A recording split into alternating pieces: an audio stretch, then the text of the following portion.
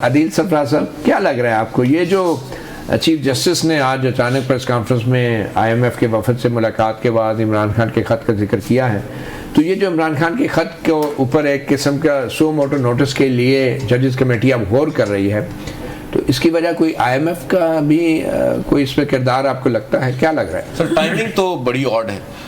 देखें, क्योंकि जो बानी पीटीआई का ख़त है वो एक तवील अरसा से सुप्रीम कोर्ट ऑफ पाकिस्तान में आया हुआ है, मगर उस पर कोई शुनीद हमारी तरफ नहीं आई, कोई ऐसी बात नहीं आई कि इस पर उसको टेकअप किया जा रहा है या कमेटी में ये मामला आया है ज़ेर बहस।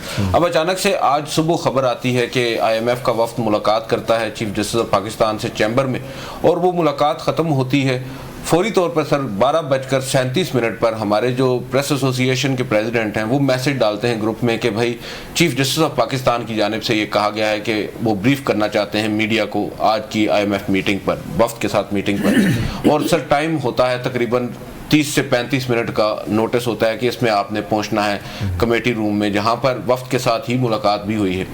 हम वहां पर पहुंचे, चीफ जस्टिस ने आते ही 3 बुनियादी चीज़ें हमारे सामने रखी कि एक तो आज जो आईएमएफ के वफ्द से मुलाकात हुई है, और दूसरा जो वज़ीर आज़म शहबाज शरीफ हैं और जो कायदे इख्तिलाफ हैं उनको मुलाकात के लिए कहा गया है, और तीसरा हमारे लिए हैरान कुन था बानी पीटीआई का वो ख़त जो ज़बान ज़द-ए-आम तो रहा है, मगर सुप्रीम कोर्ट ऑफ पाकिस्तान में ये तवक्को नहीं की जा रही थी कि वो टेकअप होगा। और आज की जो टाइमिंग है वो मैं अगेन बात करूंगा कि आईएमएफ के वफ्द की मुलाकात के फ़ौरन बाद ही ये कह देना कि हमने उसको भी टेकअप कर लिया है और कल मैंने ये मामला भिजवा दिया है कमेटी को। इस पर सवालात उठ रहे हैं, और इस पर ज़ाहिरी बात है सवालात इस वजह से उठेंगे कि क्योंकि आज से पहले तो आपने इस मामले को बिल्कुल ही नज़रअंदाज रखा, और ये कोई पहला ख़त तो है नहीं उनका। उनकी जानिब से मुतअद्दिद आईनी दरख्वास्तें भी आपके सामने जब से आप चीफ जस्टिस बने हैं आ चुकी हैं, मगर आपने उनको टेकअप नहीं किया।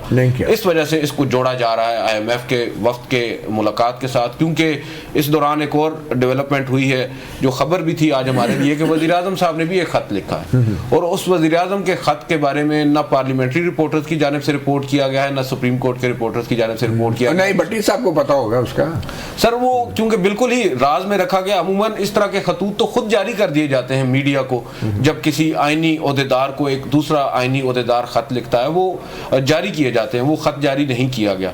और वो आज चीफ जस्टिस ने खुद ही बताया कि हमने आईएमएफ के वफ्द को भी मुलाकात में बताया कि जो आपके रिजर्वेशंस हैं ऑलमोस्ट वैसे ही रिजर्वेशन हमारे वज़ीर आज़म साहब ने भी हमें एक ख़त की सूरत में आगाह कर रखे हैं, तो वो फिर इस वजह से चीज़ों को जोड़ा जा रहा है। हम आपके आने से पहले ही इस्लाहात का अमल शुरू कर दिया।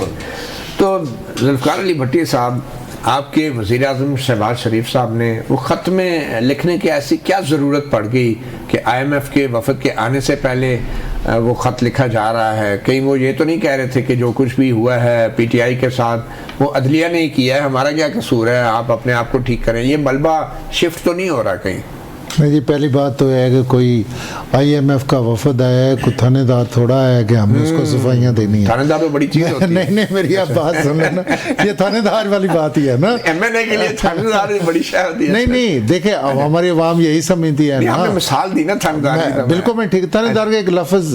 अच्छा, वो थानेदार नहीं आए। अच्छा, मैं वैसे बता रहा हूँ ना कि ये चीज़ें देखें, आपका जो आईएमएफ है ना उसका वफद जब भी आता है या कोई चीज़ ये चीज़ें होती तो जजों से नहीं मिलता। नहीं, मेरी बात सुनो, ये एक गवर्नेंस है, जस्टिस है। आप देखें ना, जब भी आप इंटरनेशनल एग्रीमेंट करते हैं तो उसमें सबसे पहले ये चीज़ें आती हैं कि आपका जस्टिस हो रहा है नहीं हो रहा, आपकी गवर्नेंस कैसी है, आपका ये सारी चीज़ें उसका हिस्सा होती हैं।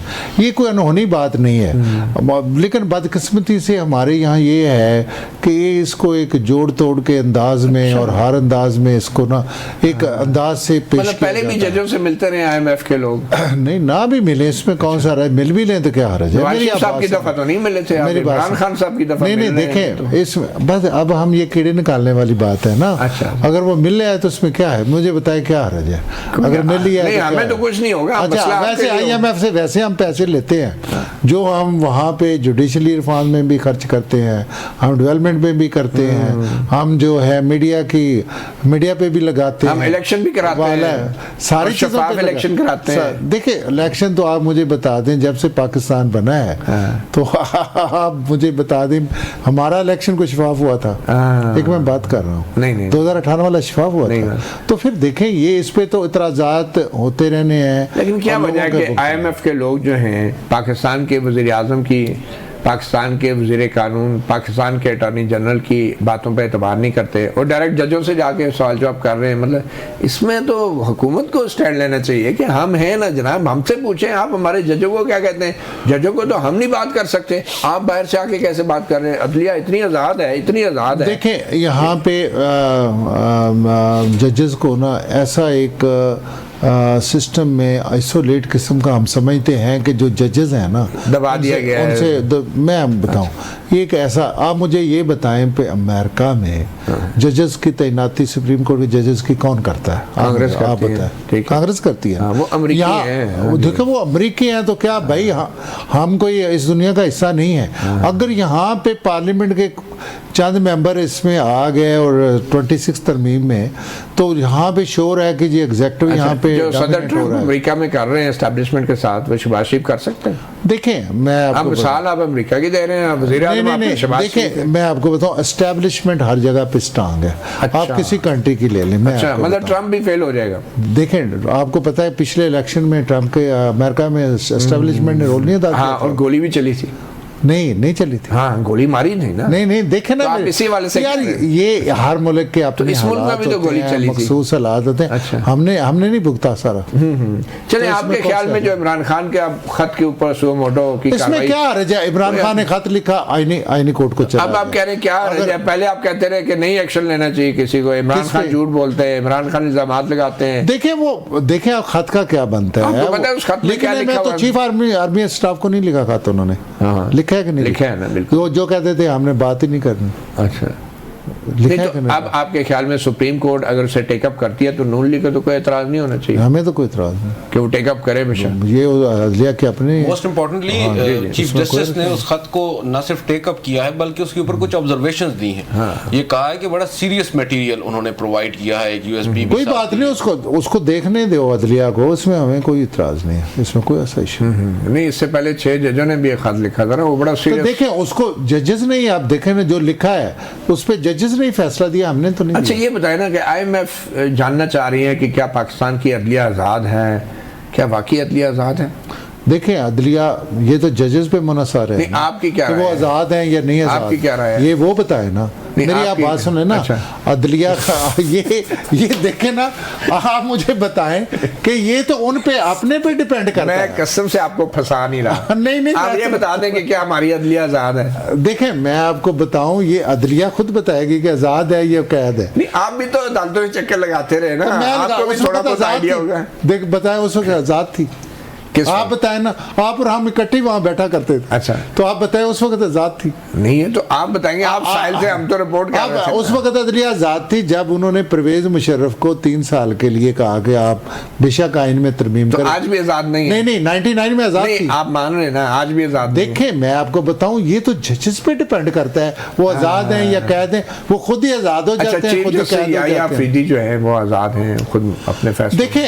देखें आहिस्ता आहिस्ता इस्लाहात आती हैं। हम देखें ना, हम तो नहीं कह रहे कि जजेस जो है, जजेस पे कोई प्रेशर नहीं है, हुकूमत की तरफ से तो कोई प्रेशर नहीं है। अब उन्होंने फैसले अपने ज़मीर के मुताबिक करने करें, अगर वो आज़ादी में है या कैद में है। ठीक है, इसमें हमने अच्छा देखिए, जस्टिस मोहसिन अख्तर कियानी ने भी एक आज रिमार्क्स दिए हैं। ये बच्चों का, नौजवानों का जो CSS का एग्ज़ाम होता है हर साल, पिछले साल का 2024 के CSS का रिज़ल्ट आया नहीं है, और वो जो FPSC के रिटायर्ड जनरल साहब हैं वो आज अदालत में जाके कह रहे हैं कि जनाब अभी जो 2025 का है इसको होने दें।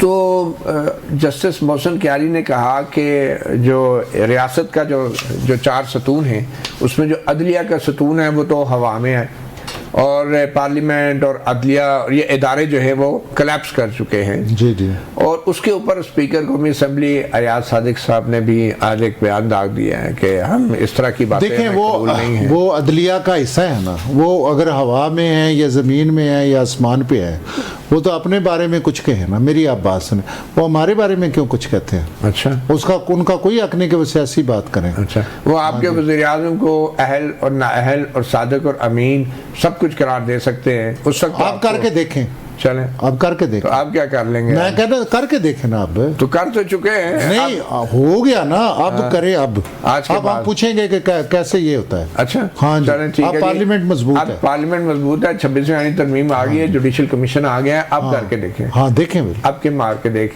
एक वक्फे के बाद।